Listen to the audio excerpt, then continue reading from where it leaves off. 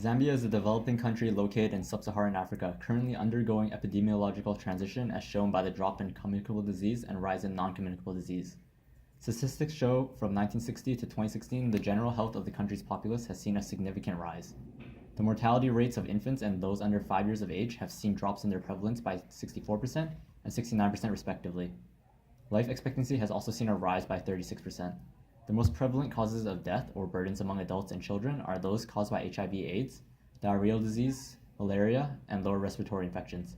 Examining the DALYs associated with these conditions, we have selected HIV/AIDS, food and environmental safety, and smoking as our main public health issues to address urgently. In 2016, 1.2 million Zambians were infected by HIV, a virus that's transmitted through unprotected sex, exchange of live fluids, and from parents to children. According to a UK-based statistics organization, AVERT, in the year 2016, 59,000 Zambians were newly infected by HIV and 21,000 Zambians died due to AIDS-related diseases.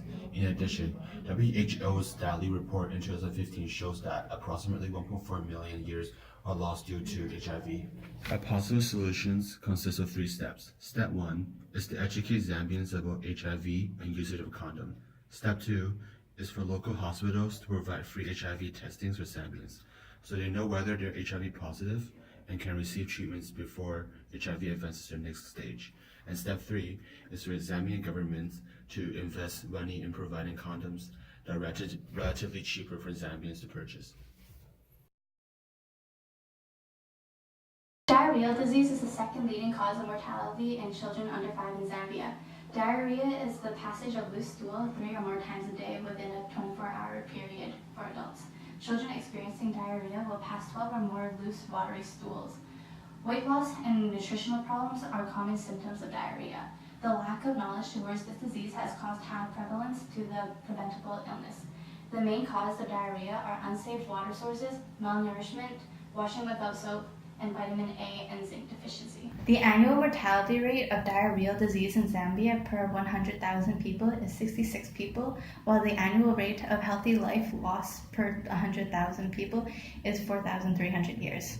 An immediate solution to treating diarrhea includes rehydration with oral rehydration salts and zinc supplements. However, the best way to target the cause of this disease would be to educate citizens on agricultural farming.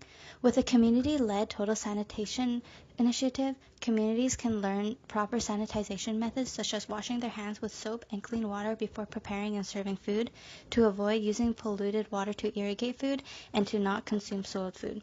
Communities should also be educated on farming food high in nutrients such as cocoa, potatoes, garlic, and kale. This would allow independence and ensure everyone has access to a nutritious diet. Over 6 million deaths occur each year due to tobacco usage, which is more than HIV, tuberculosis, and malaria combined. Smoking tobacco is a prevalent risk factor for lower respiratory infections, cardiovascular disease, and tuberculosis, all of which contribute a large portion to Zambia's burden of disease. Even non-smokers increase their risk of developing a heart disease by 25 to 30% more just by breathing in the smoke. Smoking decreases immune function and can increase the risk for low birth weight and preterm deliveries, often associated with weak immune systems. Out of a population of 15 million, more than 56,000 children and 1 million adults use tobacco every day. One problem that amplifies these large numbers is the low excise taxes on cigarettes. This makes tobacco products more affordable for Zambian population. To reduce smoking in adolescents, the Ministry of Education should restructure the PE curriculum. In the future, they should teach school figures to promote physical activity in school, as its benefits include decreased risk of cardiovascular disease, better studying habits, and decreased risk of lower respiratory infections and tuberculosis. In order to raise funds, the government should increase the tax on tobacco products to at least the WHO benchmark, or higher, of 75%. In this way, the revenue can support the restructure of the PE curriculum. To increase community involvement, Zambia can combine aspects of the American NOT program and the British Social Influence Intervention. They can build a center that is accessible for most Zambians and provide part-time employments to students with exceptional social skills to advocate for anti-smoking behavior between their friends and family. The pay also creates an incentive for students to consider this work. Even though these issues cannot entirely be eliminated, yet using our solutions, we can immediately make a significant impact by decreasing the role it plays on Zambians.